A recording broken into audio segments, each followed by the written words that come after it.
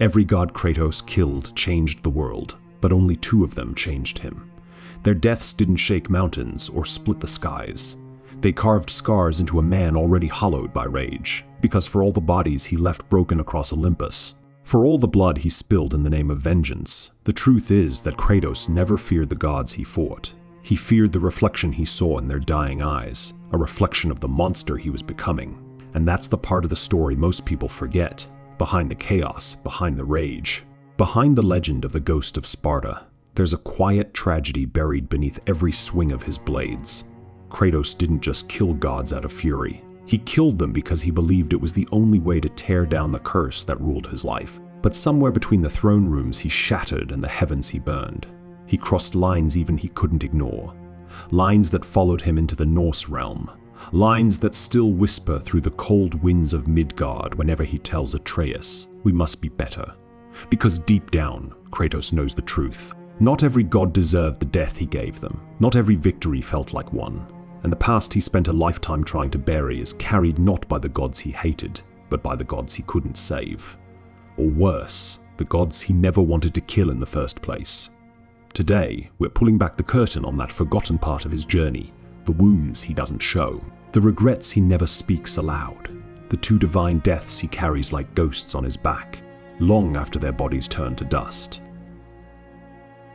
Athena's death isn't just another moment of violence in Kratos' story. It's the turning point where everything he believed about himself collapses, before the chains, before the Norse snow, before the ghosts of his past began whispering again. There was Athena, the one god who stood beside him when he had nothing left. She wasn't gentle with him, she wasn't comforting, but she was constant, and in Kratos' world, where trust was a rare and dangerous thing, Athena was the closest he ever came to hope.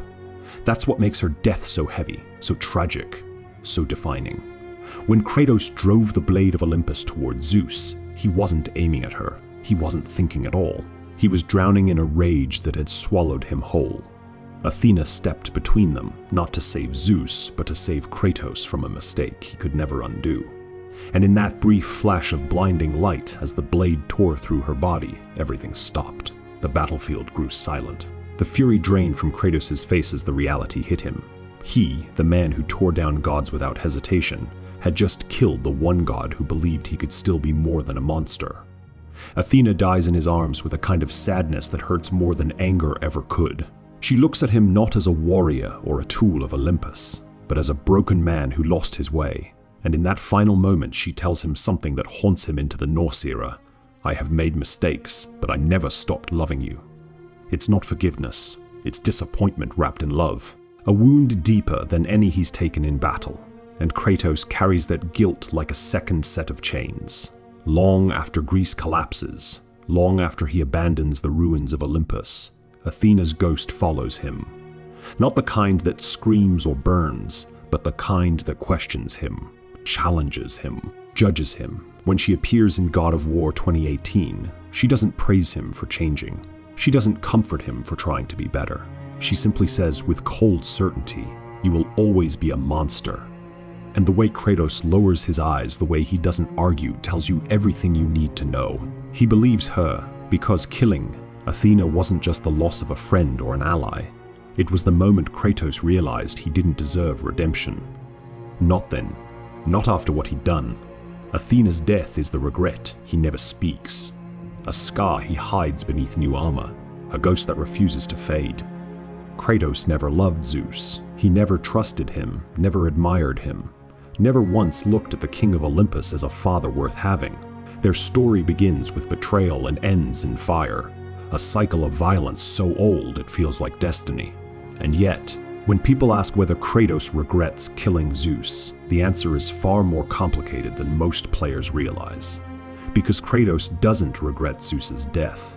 He regrets what killing Zeus turned him into. From the moment Zeus struck him down, Kratos spiraled into a war not against Olympus, but against the very idea of fate. He killed gods, titans, monsters, not because he wanted to topple a kingdom, but because he wanted to destroy the man Zeus believed he would become. But in the process, he became exactly that, a tyrant in the making, a force of unchecked rage, a reflection of the father who feared him. When the final confrontation comes in God of War 3rd, it isn't heroic, it isn't cathartic. It's ugly, brutal.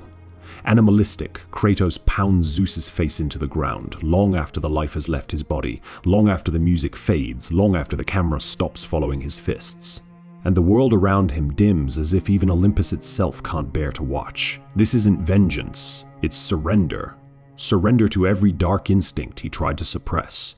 And the moment the screen fades to black, that's when the real tragedy begins, because in the stillness that follows, Kratos doesn't look victorious. He looks horrified. When his mind fractures and the vision of Pandora appears, her voice cuts through him. She tells him he's not a monster, not defined by the cruelty of the gods. But all Kratos sees is what he's just done, a son destroying his father, continuing the same cycle Zeus began, a cycle older than Olympus itself, one that consumed the Titans, the gods, and now him. He didn't kill Zeus to prove he was better. He killed Zeus and realized he wasn't. This regret follows him into the Norse realm, buried under years of silence and shame. And when Atreus finally learns the truth that his father killed his own father, Kratos isn't angry, he's terrified. Terrified that Atreus will see him the same way he saw Zeus. Terrified that the cycle will repeat again, this time with him as the victim. That is the real weight of Zeus's death. Not what it cost Olympus, what it cost Kratos in Helheim. When Kratos sees Zeus's phantom reaching toward him, the fear on his face isn't the fear of a warrior facing a fallen god. It's the fear of a father who remembers exactly what he's capable of. He shatters the vision with the Leviathan axe, but the crack in his voice afterwards says everything. That was nothing. But it wasn't nothing. It was the regret he's tried to bury for years. The reminder that no matter how far he runs, he'll always carry the horror of that final moment. The moment he stopped being a son and became the monster Zeus always feared. When Kratos enters the Norse realm, he isn't running from gods anymore. He's running from himself. The deaths of Athena and Zeus aren't distant memories. They're the compass that guides every step he takes. Their ghosts whisper to him in the quiet moments, reminders of what he became and warnings of what he could become again.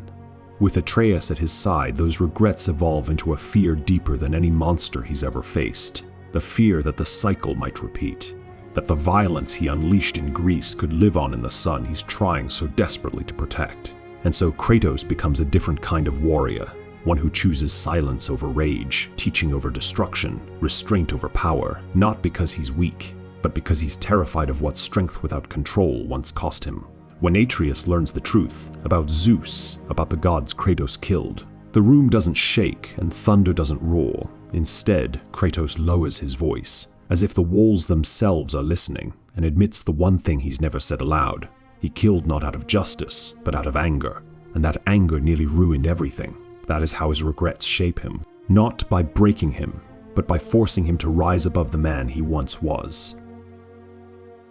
Kratos may never escape his past, not the blood, not the bodies, not the gods who died by his blades.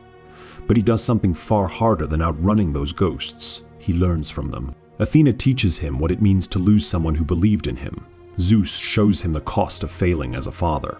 And together, these mistakes carve the path he walks with Atreus. He can't rewrite his past. He can't undo the deaths that haunt him, but he can break the cycle that created him. And that's why the Norse-era Kratos is so powerful. Not because he is a god who kills gods, but because he is a monster who refuses to stay one. Every lesson he teaches Atreus is a promise that the story of the ghost of Sparta will not end the way Zeus did, that his son will not inherit his rage, that the man who once brought ruin to a world can help a new one grow. Kratos will always carry his ghosts, but now he carries them for a reason.